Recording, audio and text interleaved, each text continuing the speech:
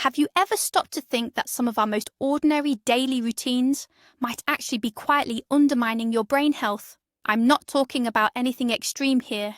Instead, we're focusing on habits that society deems perfectly normal.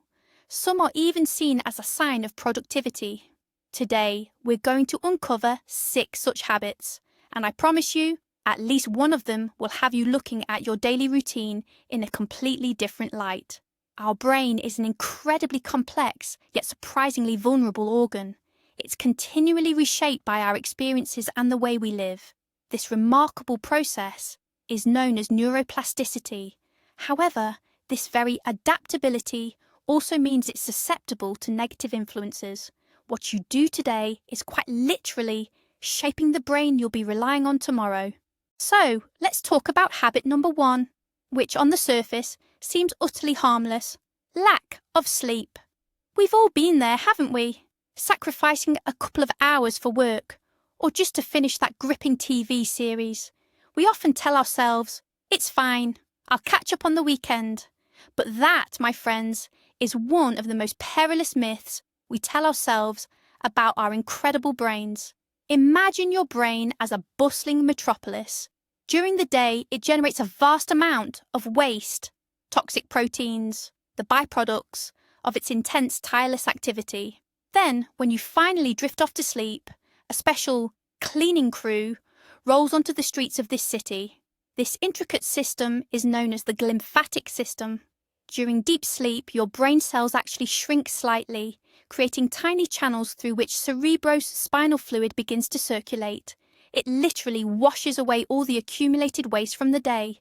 It's like a deep clean, a full cellular overhaul, essential for keeping everything running smoothly. And this is where it gets critically important.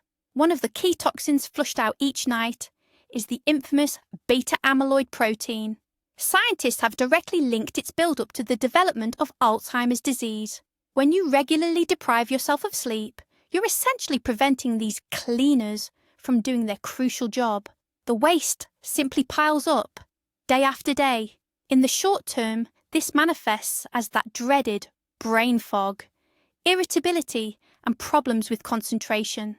Think of that frustrating feeling when you just can't find the right word. That's not just simple tiredness, it's your brain, quite literally suffocating in its own waste products. So, every night of adequate restorative sleep isn't a luxury, it's a vital, life-preserving procedure. Right, let's talk about what's actually on your plate. Habit number 2 is something many of us struggle with: our fondness, perhaps even our love, for anything sweet and those heavily processed foods. A pastry for breakfast, a sugary yogurt as a mid-morning treat, pizza for supper. Does that ring any bells? We often worry about our waistlines, but how often do we stop to consider what these foods are doing inside our heads? Every time you indulge in something high in sugar, you're actually triggering a real inflammatory response throughout your body, and crucially, right there in your brain. Think of it as a small, slow-burning fire, constantly smouldering away. It doesn't immediately burn you, of course, but it slowly, steadily damages everything in its path. And in this particular case, we're talking about your precious brain cells, your neurons, and the vital blood vessels that keep them nourished. And this very fire is a leading contributor to what many call brain fog, that feeling of apathy, struggling to concentrate, or finding even simple tasks feel overwhelming. It's not laziness, it's your brain sending out an SOS, because its precious resources are being diverted to constantly fight against this slow, chronic inflammation. In the long term, a diet like this dramatically increases your risk of developing conditions like dementia.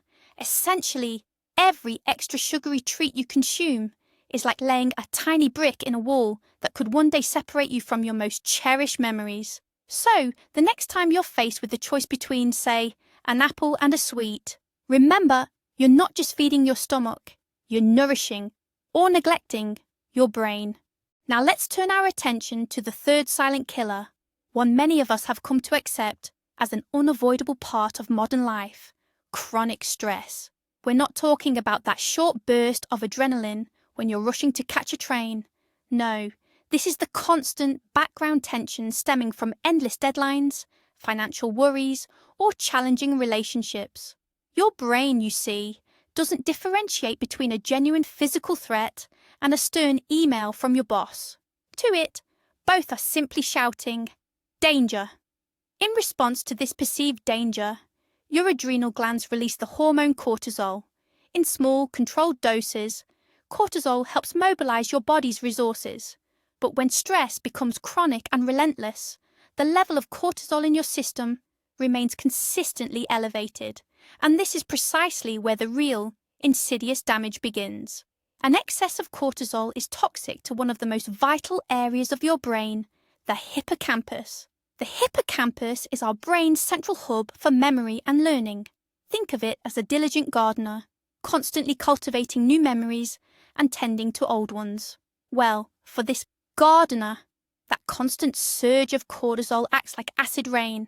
It damages and destroys neural connections, and in the long term can actually cause the hippocampus to literally shrink in size, to wither away. This explains why, during periods of intense stress, we often find it so difficult to learn new things and so easy to forget old ones. We're not just tired or foggy. Our brain is suffering real physical damage. Right then, let's talk about our fourth habit, one that's really taken hold in this modern digital world we live in. I'm talking about social isolation. And mind you, I'm not talking about hermits living in the depths of the countryside. No, I'm talking about us, you and me, with our screens full of friends and connections, yet often feeling profoundly alone. Now, even if you're a bit of an introvert, someone who recharges their batteries in quiet solitude, a complete absence of real human interaction is a proper red flag for your brain. You see, our brains are, by their very nature, designed for social interaction. Millions of years of evolution have taught them a simple truth. Being part of a group means safety, whilst being alone means potential danger. When we spend too long without those vital face-to-face connections, our brains can switch into a kind of survival mode. They start to see the world as a more threatening place, which, as we've touched upon, only fuels that pervasive chronic stress. But that's not the whole story, by any means. And believe me, genuine human conversation is quite possibly the finest, most all-encompassing workout your brain can get. Think about it. During even a casual natter, you're simultaneously engaging countless parts of your mind. You're listening intently, analysing what's being said, picking up on all those subtle non-verbal cues, rummaging through your memory banks for relevant information, and then meticulously crafting your own response using your prefrontal cortex. It's an absolute fitness class for your neurons. Deny your brain this vital exercise, and like any muscle left unused, it will, quite simply, begin to wither. Next up, we come to the fifth habit, one that literally lives right in our hands. This is the endless, often thoughtless scrolling through social media feeds. We frequently justify this by telling ourselves we're relaxing, unwinding, clearing our minds, or just killing a few minutes. But truthfully, in these moments, we're not actually resting. Instead, we're luring our brains into one of the most insidious traps of the modern age. You see, your brain absolutely loves novelty, and a social media feed is an endless conveyor belt of new information. Every post, every video, every like, each one provides a tiny burst of dopamine, that pleasure hormone. Your brain gets its quick reward and instantly craves more. It's rather like fast food for your neurons. Quick, enjoyable and addictive, but utterly devoid of any true nourishment for your intellect. Now here's the real danger. A brain that becomes accustomed to this passive diet of brief, intense stimuli gradually loses its ability for deep, sustained concentration. It's rather like training a muscle only with short, jerky movements. It will quickly become completely incapable of any long-term, enduring work. As a result, tasks like reading even a few pages of a book, watching a complex film without constant pauses, or truly immersing yourself in a demanding task become a genuine struggle. You are, in effect, teaching your own brain to be superficial and easily distracted. And finally, our sixth habit, which often masquerades as an intellectual pursuit, a sedentary lifestyle. You might spend hours solving complex puzzles, reading, or learning new languages, thinking you're giving your brain a great workout. But if your body remains largely inactive during this time, you're actually doing your most vital organ a great disservice. Just think about this for a moment. The adult human brain, while only weighing about 2% of your total body mass, consumes up to 20% of all the oxygen and glucose that enters your body. It's an incredibly hungry organ, isn't it? And who delivers all that essential fuel to it? That's right, our trusty circulatory system. When you sit for hours on end, your blood circulation naturally slows down.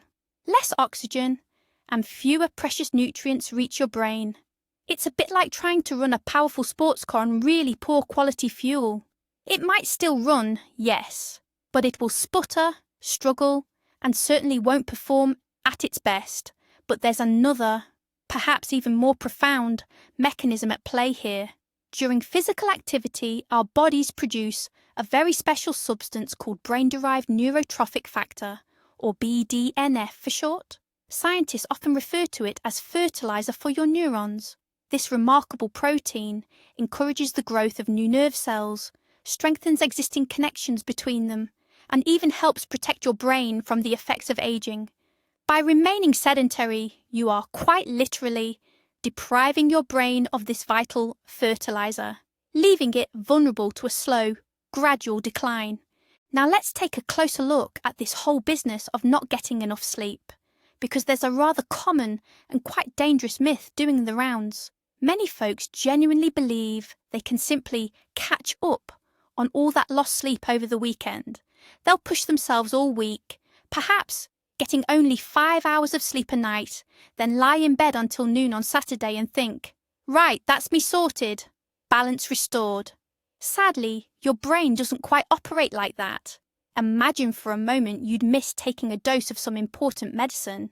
You wouldn't simply take a double dose the next day to make up for it, would you? It's much the same story with your brain. Our brain has its own housekeeping team, you see, called the glymphatic system, and it works to a very strict schedule, mostly at night.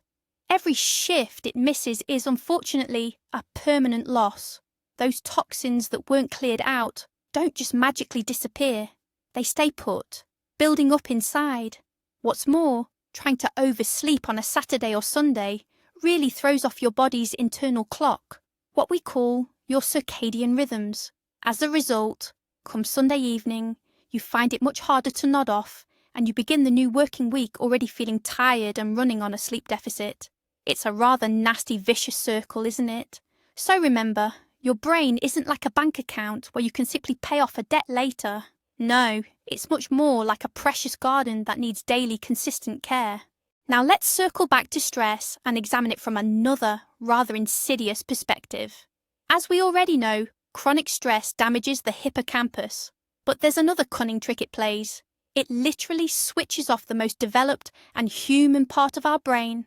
We're talking, of course, about the prefrontal cortex. The prefrontal cortex is our inner CEO. It's responsible for planning, making considered decisions, self-control, and rational thought. When stress puts the brain into fight or flight mode, it believes there's no time for lengthy deliberation. It needs to act quickly, instinctively.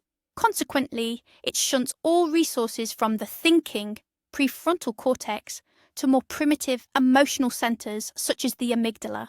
So what does this mean in practice? Well, it means that under stress, we become more impulsive, irritable, and prone to taking risks. This is why, after a particularly trying day, we're more prone to snapping at loved ones, reaching for unhealthy food or alcohol, or spending money impulsively. Our inner CEO is temporarily out of office, and we start making poor decisions that only intensify the stress, thus completing this vicious circle. Which of these factors is the most insidious? Lack of sleep, stress, sugar? Well, here's where the real insight lies. The most damaging habit slowly taking its toll on your brain isn't any one of these in isolation. It's their combination, working together on autopilot. It's the habit of not truly paying attention to how you're living, When you're sleep deprived, you reach for something sweet to boost your energy. That sugar spike then often causes anxiety, intensifying your stress. Under stress, you lack the motivation for socializing or exercise, and you might find yourself mindlessly scrolling through your phone for hours. These aren't just a few separate problems. It's one giant, interconnected system, a vicious cycle that can feel impossible to escape. Realizing that these habits are intertwined and constantly fuel each other is the first and most crucial step towards healing your brain. Ultimately, it all boils down to mindfulness. Your brain has an amazing capacity to recover if only you give it a chance. There's no need to change everything all at once. Start small. Try going to bed just 15 minutes earlier, swap one dessert for a piece of fruit, or walk instead of taking the bus. These small, consistent steps will gradually dismantle that destructive cycle. Thank you for watching this video all the way through. If you found it helpful, please give it a like and subscribe to the channel so you don't miss our future episodes. Now, a question for you. Which of these habits did you find most surprising or most relevant to your own life? Let me know in the comments below. Let's discuss it.